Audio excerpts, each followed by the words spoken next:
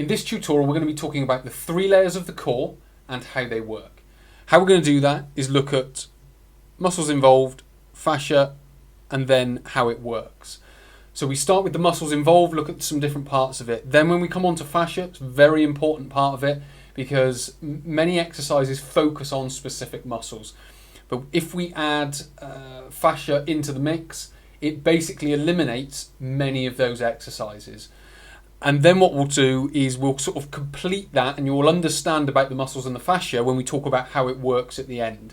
And then that will hopefully bring together and help you understand some more effective exercises to be choosing over the standard muscle type exercises. As you can see on the screen, there are a number of muscles. Some of them you may have heard of. So we've got transverse abdominis, multifidus. You've got the erector spinae group, internal, and external obliques is down there, rectus abdominis, and I've even included in lats and glutes. You could include the traps in there as well. But TVA is this most inner ring here. So when we talk about the 3 layers of the core, you may be able to see on this diagram, you've got 1 ring, you've got 2 rings, you've got 3 rings. So that's what you would describe as the 3 layers of the core. So you've got transverse abdominis, you've then got internal obliques and external obliques. That's essentially where the 3 layers come from. What we would then do is you've then got the abdominal fascia, which we'll talk about more in a second. Then you've got the rectus abdominis here and here. Then we would start talking about the erector spinae group in here, multifidus, and the muscles around the spine. So you can start to see that you've got those 3 layers there. Now when we introduce fascia into it, so when we talk about 3 layers, what most people would then think it as is 3 closed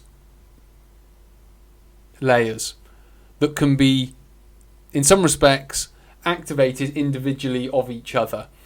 But what it's really like, it acts a bit like a spiral. So those 3 layers are interconnected and they activate one off each other. So there's not really a specific individual activation. They work best by working together. So not only is there sort of this spiral type effect with regards to the muscles working because they're all connected, what we also get is like an upward trajectory of that. So it's not that it's one single layer and then there's another layer sort of layered on top of that and then another layer on top of that and then another layer on top of that. They're not only layers going from, say, middle to outside, it's also going from bottom to top to bottom, if that makes sense. So that is why they're all interconnected. I've included in the lats because, as you can see here, you've got the thoracolumbar fascia here in this area, and the lats join straight into it. So it's a huge spine stabilizing exercise. You could also add in QL into this, quadratus lumborum, which I'm surprised I haven't put that in there for some reason, but it should be in there. And then also the glutes, which are in this area here. So you've got the glutes down the bottom here. So you've got all these muscles which basically all work together to make one unit. So when we talk about how it works, it's very simple. These are the exercises that we choose where most of them are involved. Now I can expand a little bit more on this sort of that spiral type effect. Now, as I mentioned, it doesn't look like that. That's just like a metaphor for it. What it really looks like is you can see down in these pictures here, which are from Anatomy Trains by Tom Myers.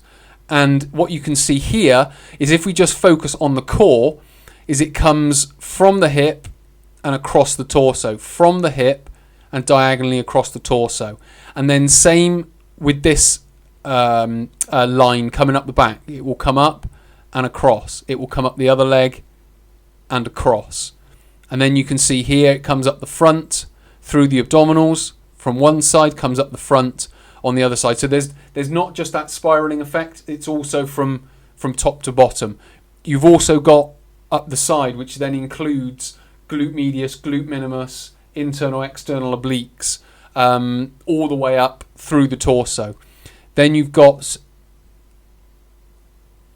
the line on the back, which again comes up through, again, bottom to top, top to bottom. So you can start to see all these different lines starting to come out, which is this bottom one here, which is this bottom bullet point, which is that idea that it's three layers are interconnected, because you've got deep layers and you've got superficial layers, but they're all connected in that sort of spiral metaphor that I mentioned.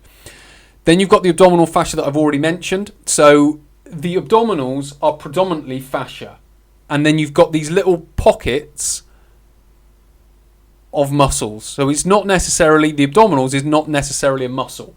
It's fascia with little pockets of muscles to aid in the contraction of the area.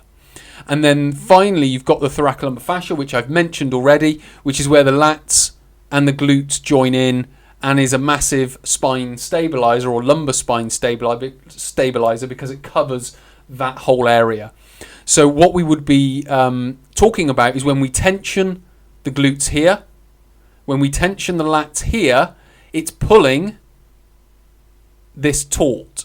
And then we've got it from the other side as well, so it's pulling it from this side and this side. So again, it's pulling it taut, and that is much more stable. So if you get like a t-shirt and you get two people, so one hand on each corner of the t-shirt, and pull each corner of the t-shirt or the tea towel, it's a much more rigid structure. So when we contract the muscles, that's what it's doing to that area. It's creating a much more rigid fascial area, and it's the same with the abdominal fascia on the front as well. So what we then do is then start understanding, when we look at it from this perspective, is it's not just about the muscles, the fascia's on top of it, and then you start understanding the fascia as well, in that it interweaves between the muscles and in some respects makes up most of the core. It then starts to change our ideas about, one, how the core works, and then two, the exercises that we can choose, which we'll look at now. You've heard me mention it many times throughout this tutorial.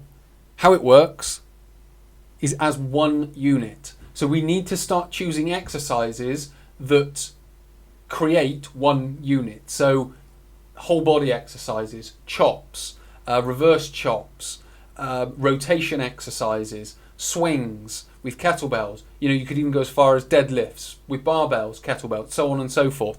So we start choosing very different exercises to build how the core works. You can use sort of more specific core exercises like planks, side planks, bird dogs, bridges, and things like that. That can help. Palloff presses is another one. Rollouts, so using a a rolling wheel, if you will, to roll out. Those types of exercises are perfect as well, because they're using multiple areas of the torso, not just trying to focus down on one muscle. Now, how it also works is like an elastic band.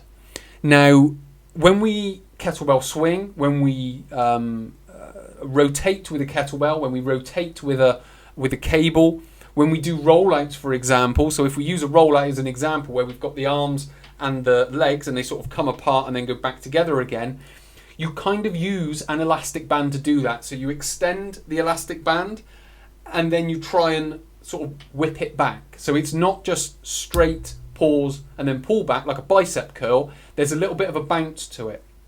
And whenever there's a little bit of a bounce to an exercise, and that could be a bicep curl, but whenever there's a little bit of bounce to it, you're starting to use the fascia, the tendons and the muscles to be able to complete the movement. And you're starting to use the core as an elastic band.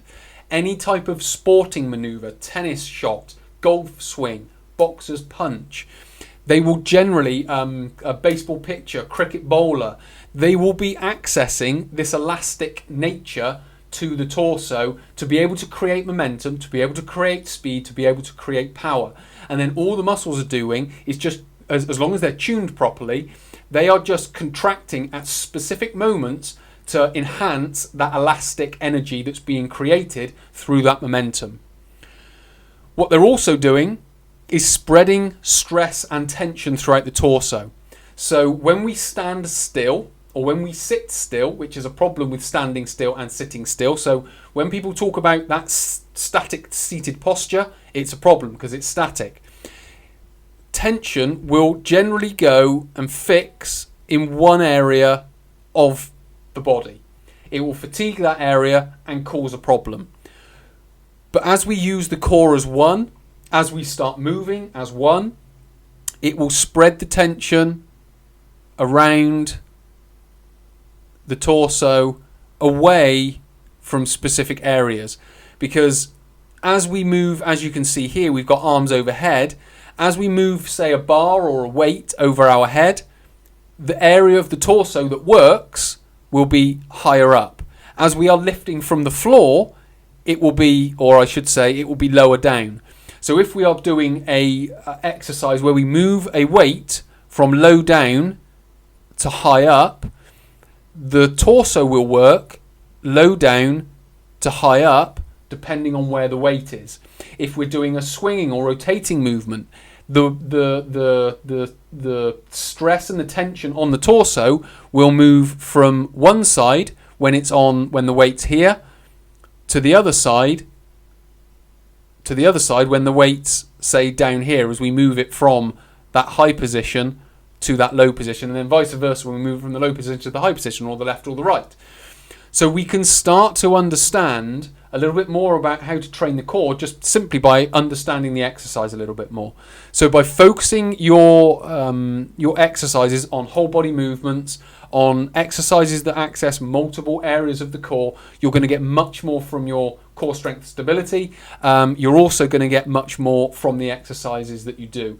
And if you want to find out more about exercises like this, you can start my my How to Build Core Strength and Stability 12-week online program, which if you just click the link below, you can go straight through to. So hopefully that's been helpful. Hopefully it's given you a better idea of core exercises and the core itself. My name is Chris from Chris Hole Training.